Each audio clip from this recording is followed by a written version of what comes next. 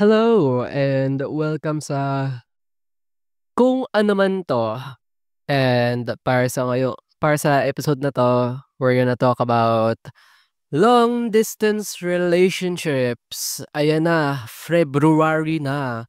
Araw ng pagmamahal pero hindi lahat kaya magpamahal. That sounds sad but anyways. Um, Long distance relationships, people have them. It's not always a romantic thing, some long distance relationships doesn't always come in the form of romantic relationships. It can also be with friends, family, and whatsoever. So, what are my thoughts sa long distance relationships? They're fine, honestly. May debate na long distance like kung mag-i-start ka ng romantic relationship, some people say na long distance relationships aren't real relationships. Personally, naniniwala ako sa quote na 'to, kasi ibang-iba ang face-to-face romantic relationships from long-distance romantic relationships. It's different. It's definitely different. It feels more human kapag face-to-face. Well, no shit. Definitely more real kasi nakikita mo yung tao. But this doesn't mean na online relationships don't work. They definitely work. But they are not for everybody, and that's okay. Um, Long distance relationships, yeah, they're not for everybody. Hindi lahat ng tao kaya yung routine na sa computer screen mo lang nakikita yung partner mo. It can work, pero hindi siya para sa lahat. And kung hindi man siya para sa'yo, okay lang yun. Wag mong pipilitin.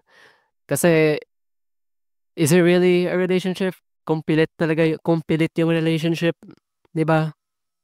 If it's not for you, it's okay. Be honest with your partner. Like, you should always be honest kahit mahirap man aminin. Like, let's say you find somebody na talagang bet na bet mo.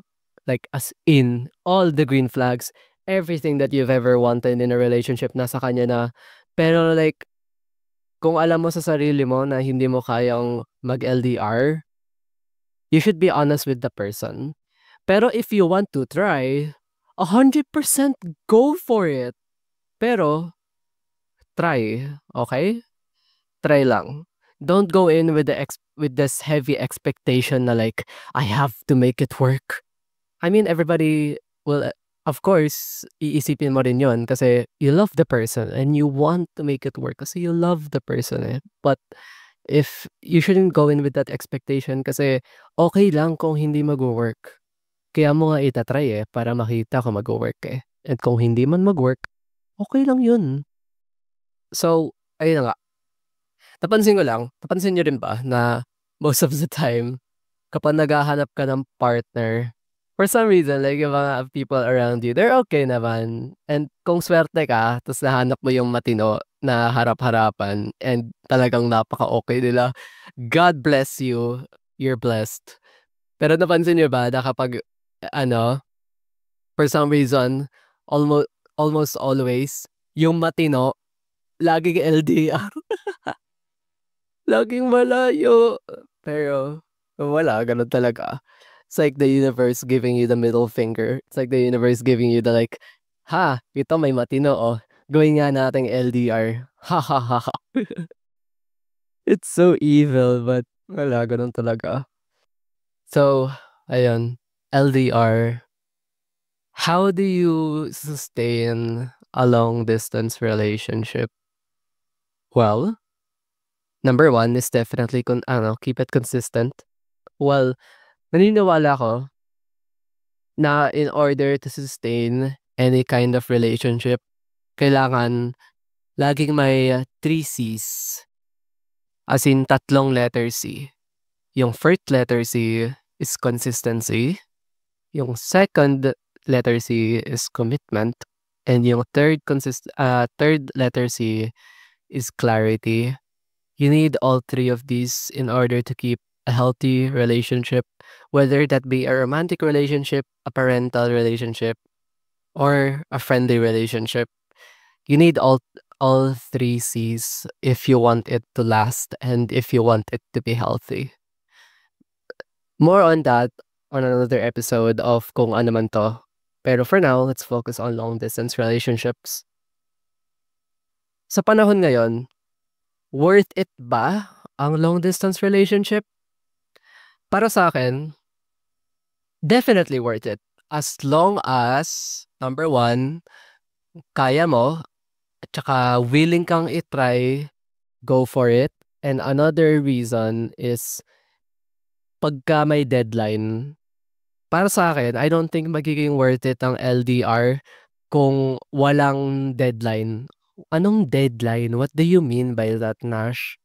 What I mean by deadline is hindi siya forever.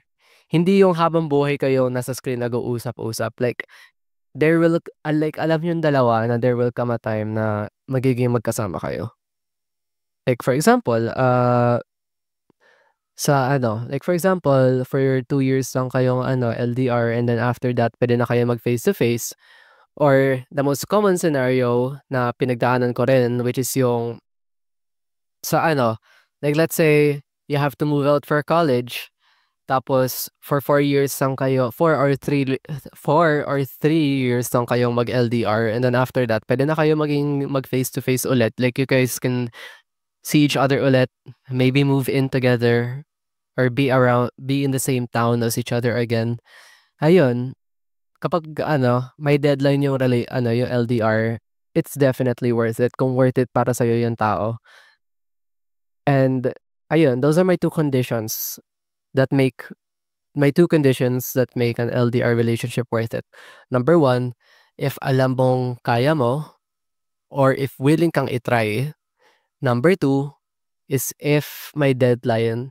If walang deadline, wag kayong magloko-lokohan. Maging honest kayo sa isa't isa. You know na it's not going to be a sustainable relationship if it's gonna be like that forever and ever. Like, come on, be real. So, if you're with your partner, talk to them about these two conditions. Like, willing ka bang i-pursue ako romantically kahit LDR?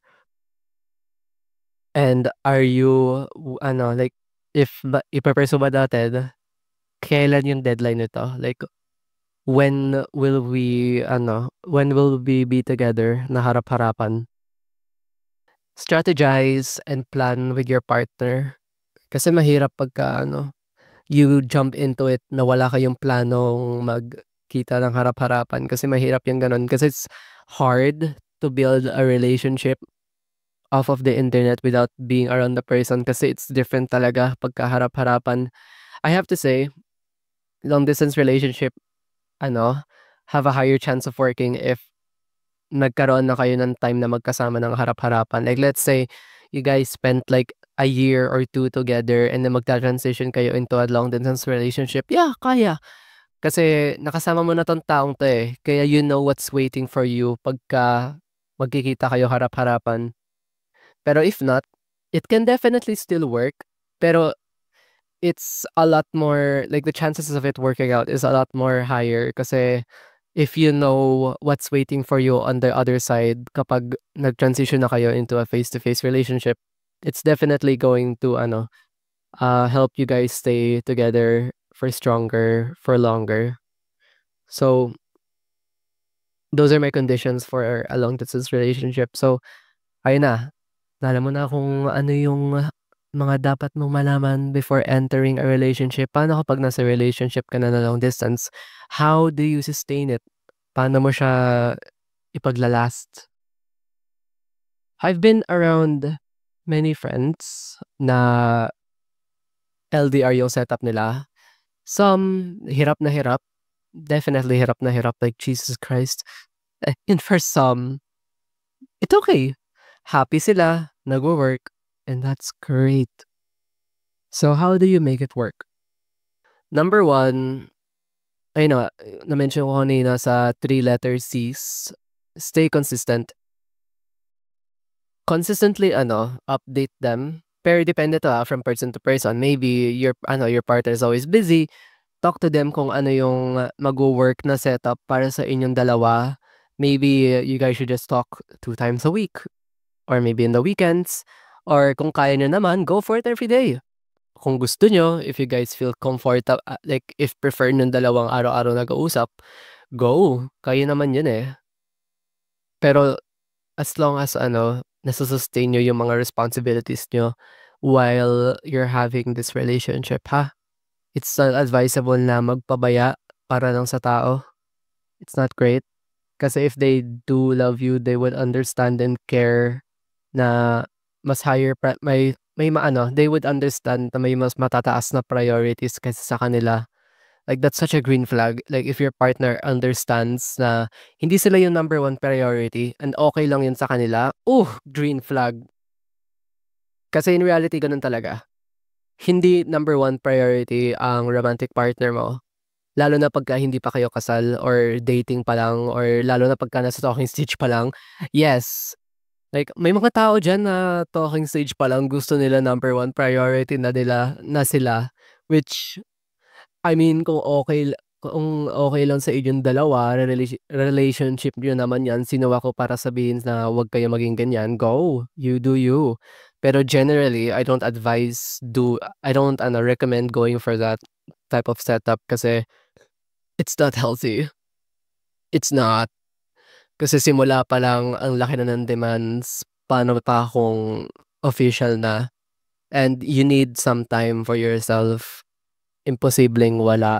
Ang mga magkakaibigan nga may oras pa, naglalaan ng oras para sa like, para sa kanila. Paano pa kung romantic relationship? Dapat meron din. So, ayun. Keep it consistent.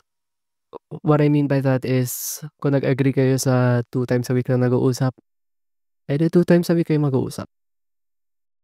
Honor the agreement para that way, malakas yung tiwala niyo sa isa't isa and mararamdaman ng both parties na pinapahalagahan sila tsaka iniintindi talaga sila.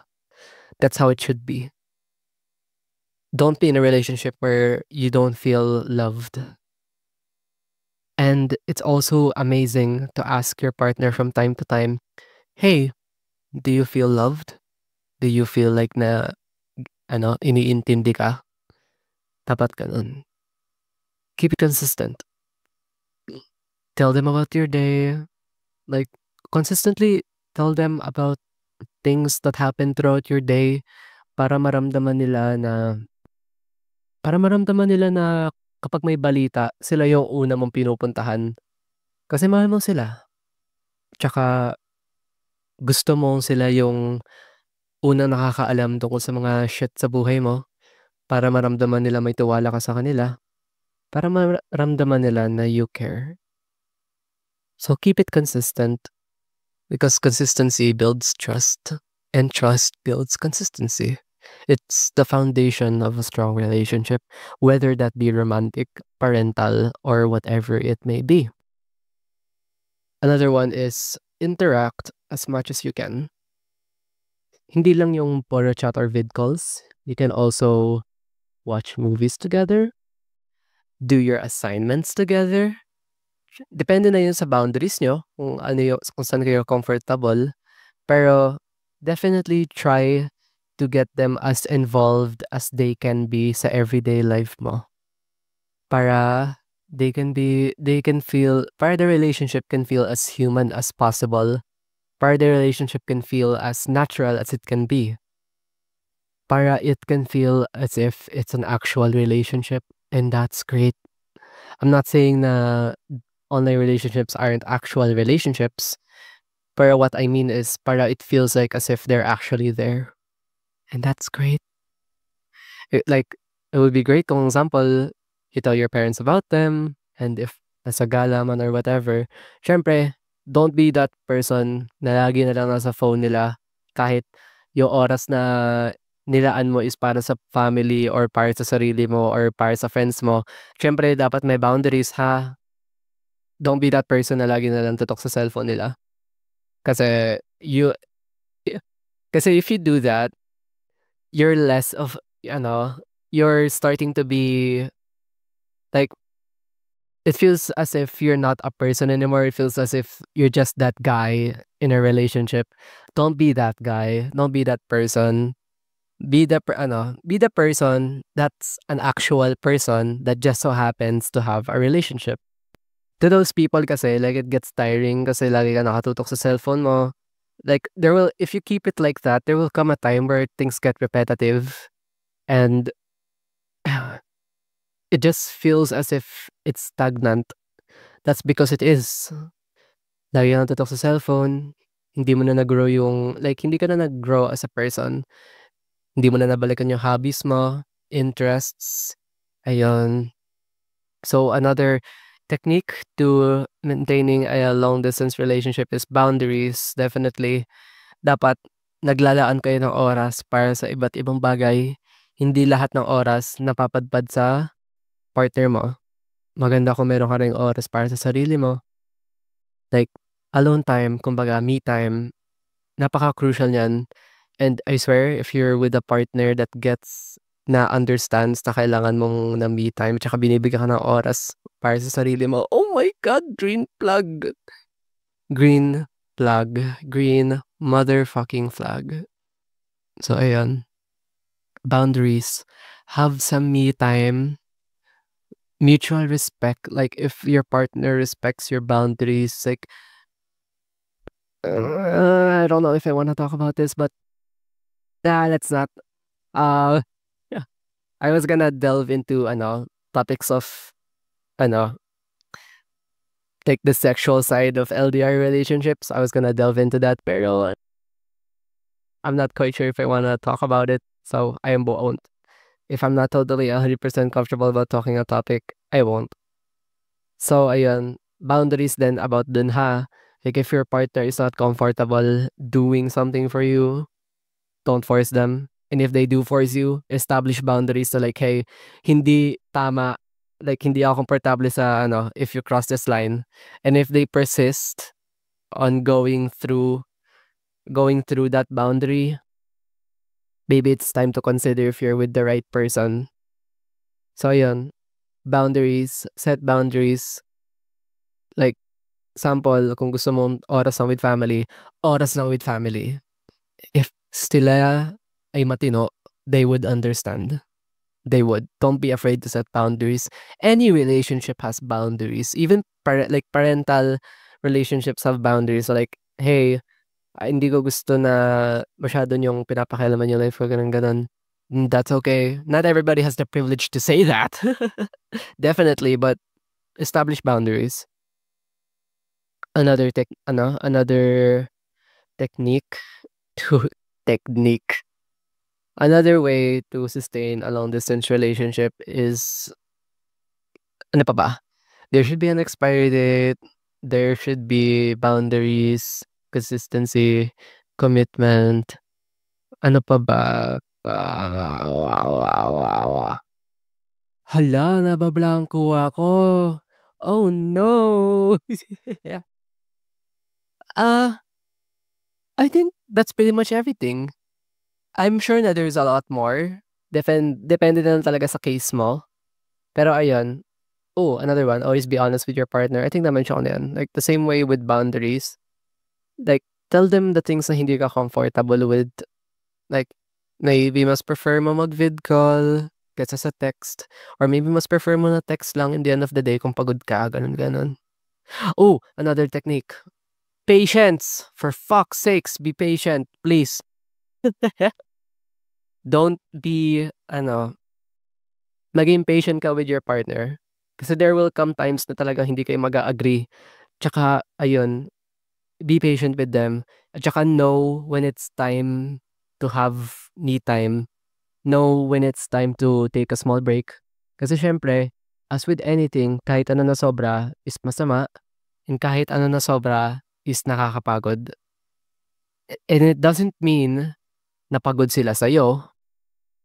Not entirely, not always, case to case to, pero generally, you should know na kapag pagod na yung partner mo, give them a small break. And it doesn't mean na tinataboy mo sila, iniiwasan mo sila. Clear that up ha. Kasi last thing we want is your partner to think or feel na tinataboy mo sila. Express na, I noticed na you needed more time for yourself. So I'm giving you more time for yourself kasi hindi naman umiikot yung buhay mo sa relationship. May sarili kang buhay. Ayun, kasi pumasok lang ako sa buhay mo and bago ko pasukin yung buhay mo, may sarili kang buhay. It's not right for me to rob the rest of your life as if you never had a life before me. Live your life. Go be with your friends. Go be with your family. Go pursue your passions. Have time for your hobbies. I'll always be here naman. Ganon.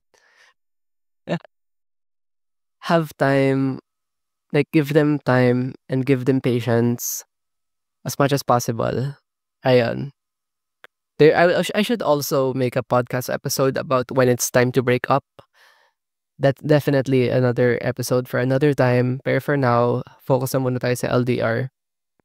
So speaking of breakup, what if it doesn't work? What if hanggang dito lang? What if hindi mo na talaga kaya? That's a very heavy thing to think about. Kapag hindi mo na kaya, okay lang. Kaya mga pinasok yung relationship. I mean, like, that's why people try pursuing relationships. Kasi gusto mo i-test yung waters. And if you test the waters, tumatakbo naman sa una, pero later down the line, medyo mahina na yung buhos ng gripo.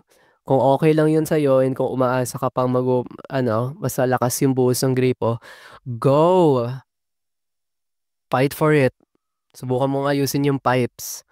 Pero kung talagang the faucet doesn't work anymore, maybe it's time to take a break from the faucet and go to another.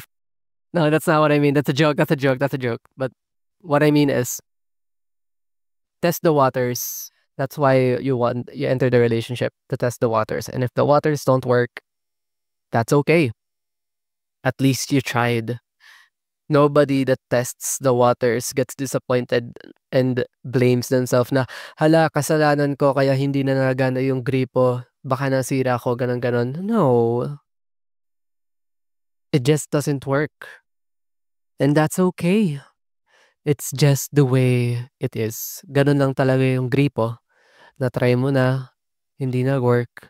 And okay lang yun. That's fine. If you tried it, and na-realize mo it wasn't for you, or maybe the person isn't for you, that's okay. Be transparent with your partner. Talk to them, kausapin mo sila, sabihin mo sa kanila tong mga to. Really talk to them and self-reflect talaga. Like, reflect kung okay pa ba tong relationship na to, if you really wanna push and kung worth it pa ba.